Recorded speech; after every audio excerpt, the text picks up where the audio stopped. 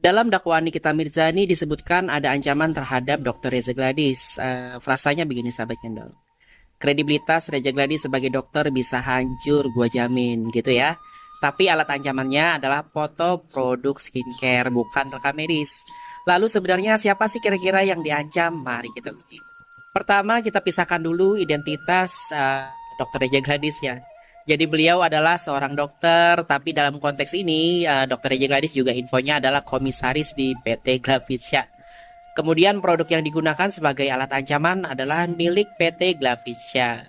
Badan hukum berbentuk perseroan terbatas, entitas yang terpisah secara hukum dari individu ya, sekalipun pemegang sahamnya. Apalagi kalau kita cermati ya, Dr. Reza Gladys memasarkan produknya lewat akun pribadinya. Tapi di sini menurut saya beliau tidak sedang melakukan tindakan medis ya. Jadi saat berjualan dia bukanlah menjalankan profesi dokter. Dia berperan sebagai pebisnis. Lalu alat ancamannya kan adalah foto produk Glavisya ya. Yang dibeli di e-commerce lengkap dengan tuduhan overclaim, pemakaian ilegal, dan sebagainya. Tapi semua itu bukan merupakan aktivitas atau tanggung jawab personal Reza sebagai dokter ya. Melainkan sebagai pihak yang diduga terlibat di perusahaan.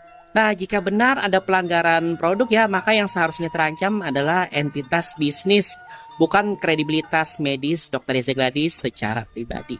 Nah, pasal 27B ayat 2 Undang-Undang ITE dan pasal 369 ayat 1 KUHP ya, mengatur tentang pemerasan yang dilakukan dengan ancaman pencemaran nama baik atau membongkar aib ya. Tapi harus ada korelasi jelas ya antara ancaman dengan nilai yang dilindungi hukum. Jadi menurut saya ya kredibilitas dokter itu memang betul dilindungi ya. Tapi kalau ancamannya bukan atas perbuatan medis ya, melainkan jualan produk dari PT, maka akan ada diskoneksi antara ancaman dan identitas yang diancam. Akan lebih pas ya sahabat cendol jika yang diancam adalah profesi medisnya. Misalnya lewat rekam jejak etik, pelanggaran kode etik ID, atau malpraktik gitu.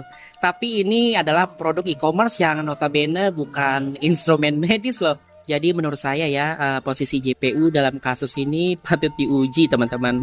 Karena jika kredibilitas Reza sebagai dokter dijadikan objek pemerasan ya, tetapi yang digunakan sebagai ancaman adalah produk PT Glavisya ya, yang secara tidak langsung merepresentasikan tindakan medis Dr. Reza, maka unsur ancaman terhadap kehormatan profesi menjadi lemah. Implikasinya ya penerapan pasal yang didakwakan bisa dianggap tidak solid ya, bahkan bisa goyah teman-teman. Nah menurut kalian sahabat cendol, apakah ancaman ini cukup relevan untuk menjatuhkan kredibilitas Reza Gladys sebagai dokter? Ataukah ini hanya ancaman terhadap bisnis? Tulis pendapat kalian di kolom komentar. Kita uji sama-sama dengan akal